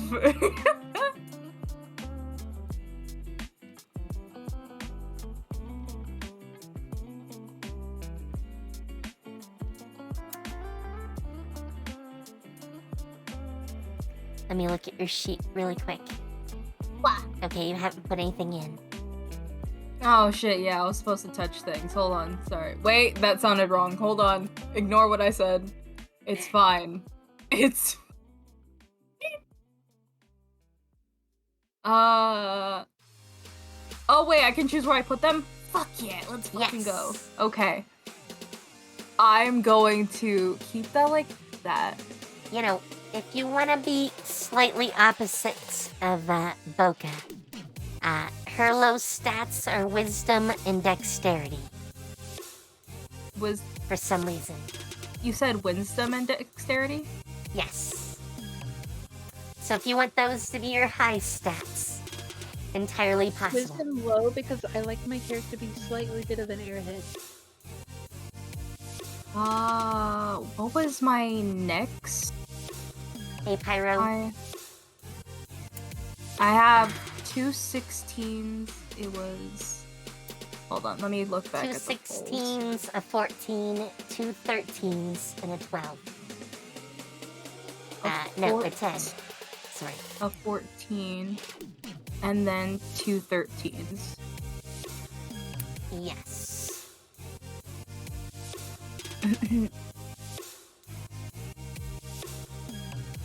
Okay. Alright, I fixed it. I put my stats in. Okay. That's the case. I'll do your HP. Okay. So 14 con, that's plus 7. That would be 11. Okay. Fuck. Hello, Storm the Hedgewolf. Welcome, welcome.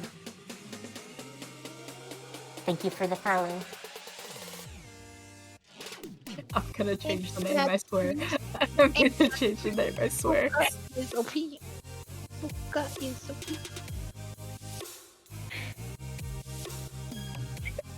Boka, what's your strongest stat in? My strongest stat is Constitution, Strength, and Intelligence. Okay. Highest overall is intelligence. By a one, point. but yeah. You got me debating Sun whether I hasn't rolled should... yet. You know what? Oh. I'll leave And strength here's as my the funny lowest. thing: you can make, if you want, this is your choice. You can make intelligence your lowest and be like totally like oblivious that your younger sister's very smart. You could be like, no, she's very dim-witted. I'm here to protect her, and Boka's just gonna be like, yeah. What are we talking about? Because low wisdom.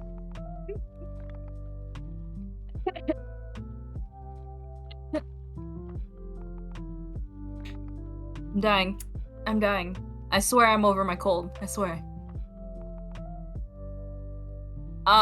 Okay, so I'm gonna keep my stats in what I did. So what I did for my stats, my 2 highest are in dexterity and wisdom. My next highest is constitution. My 2 13s are in charisma and intelligence. And then I put my 10 in strength.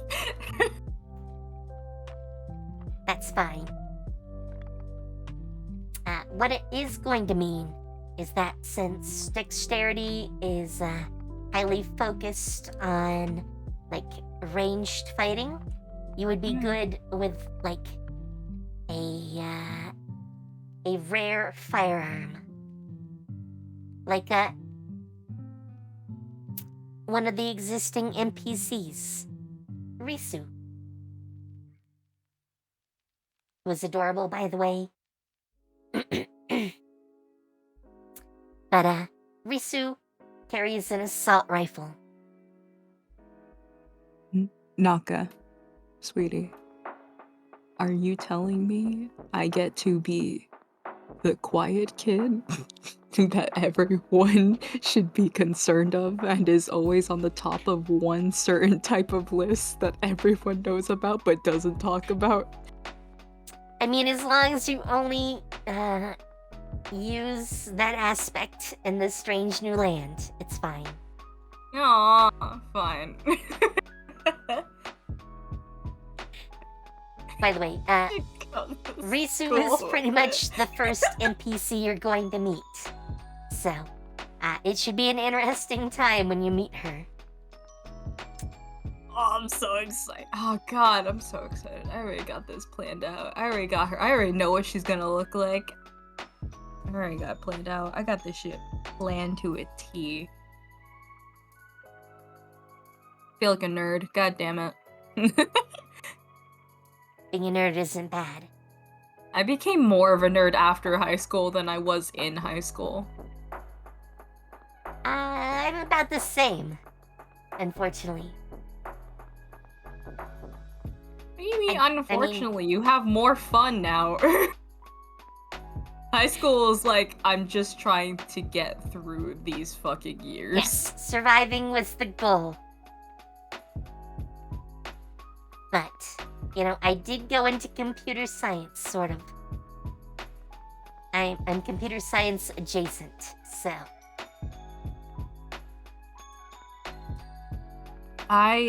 What I did for high school, I was in vocational classes, and what I chose was video and media arts. I loved that class, except for this one bitch, but we're not gonna talk about her. I loved that class, and I loved my classmates. They were annoying as hell, but I loved them with all my heart. My teacher was a jackass at times, but again, I still love him. I would 100% go back to that vocational school and be like, "Hey yo, what's good? It's me," and I can hear his sigh of, "God damn it, why are you back?"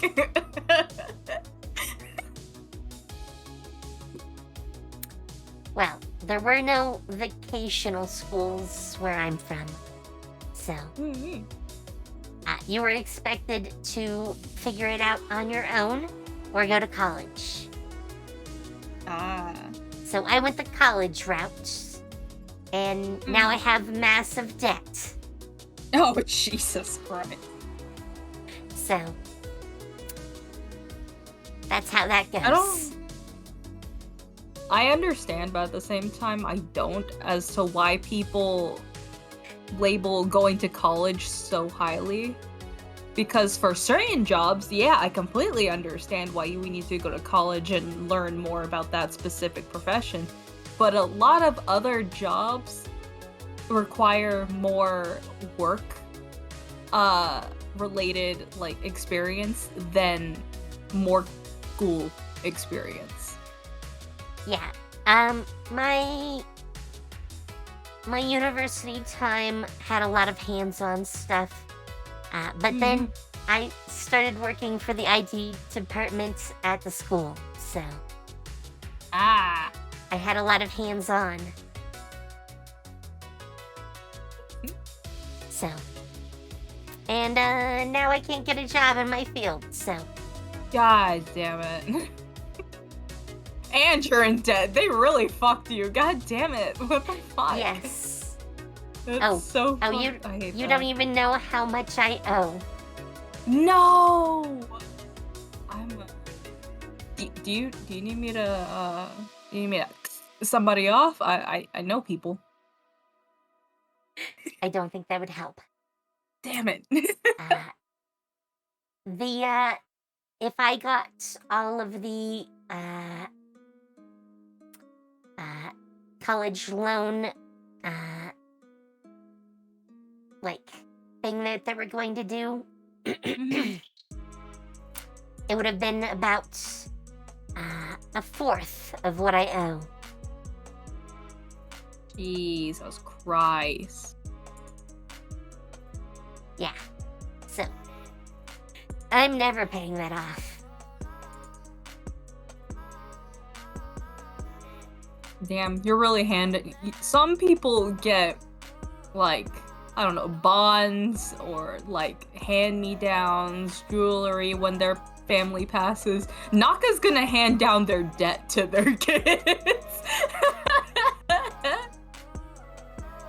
At this point, I really doubt there's gonna be kids, so... Oh, Jesus. I mean, I can't even have a cat. I don't have the money to have a cat, so... No! Cats are evil anyway, it's fine. I would really like another cat. I miss my cat. Aww. It's fine, Naka. You can come visit me and you can pet my dog whenever you want. Not quite the same thing. What the fuck is that? What are you trying to feed me? I'm scared. What is that? What are you scared? Ah! And lock on, it definitely will be. If they can make it happen, it will be.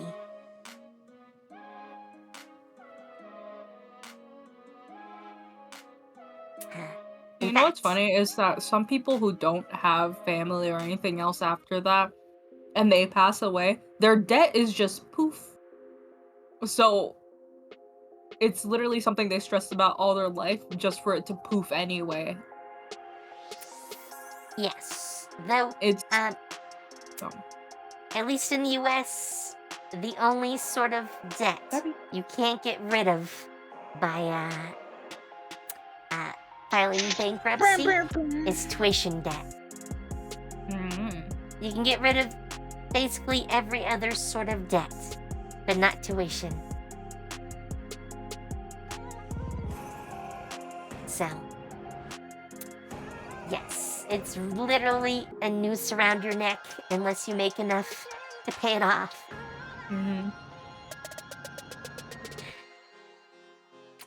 So.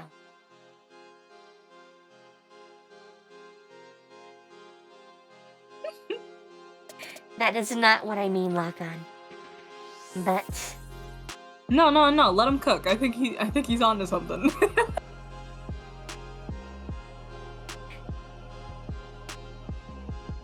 Oh, actually, ironically, that does remind me of a Disney movie.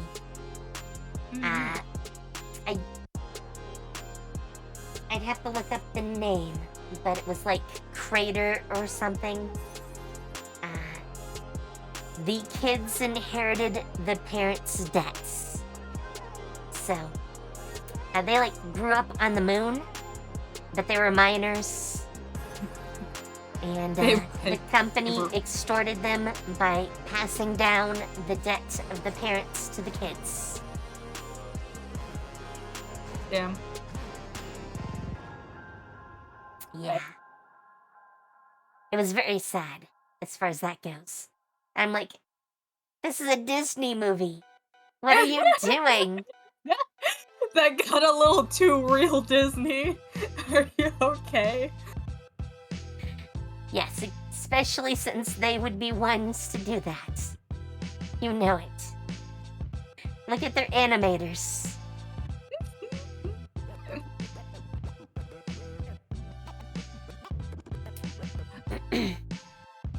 My foot, it's got the tinglies. No. We were supposed to get Lily at some point tonight. But I thought you said Lily wasn't gonna join. She said earlier that she would be a little bit late due to family stuff. At least that's what she said it for. But I think we have the starts of characters at this point. So I'm gonna let you guys cook with those ideas a little bit longer. Yeah. And I think we might call it for tonight. What do you think? Okay. Yeah. I'm gonna type out what I have for looks wise, because I know I'm gonna go to sleep, wake up the next morning, and say shit, because I completely forgot what I was gonna type out for it. Good ideas. Good ideas. I'll have ideas as I go to sleep, and then I'm like, nah, I'm not gonna get up to write them down. I wake up the next morning, and I'm like, I know I had an idea. I have no idea what it was.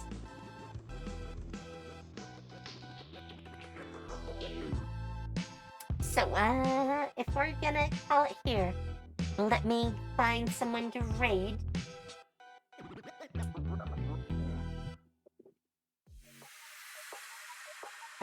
I think we're gonna raid Lady Firefly. Gonna raid. Oh, wow.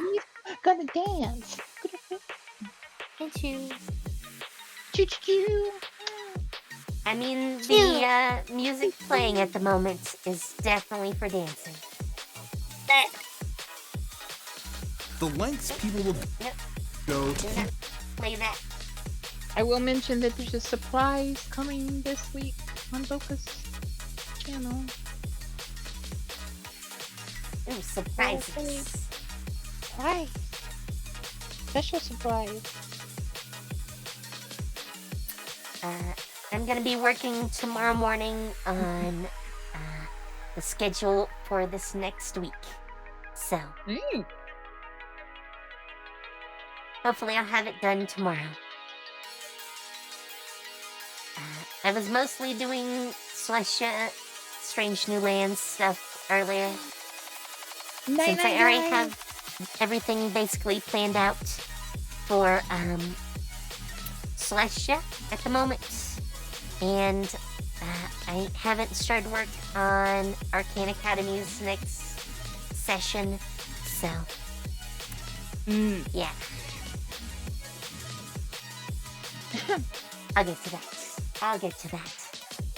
So, with that, have fun, take care, and see you later. Bye.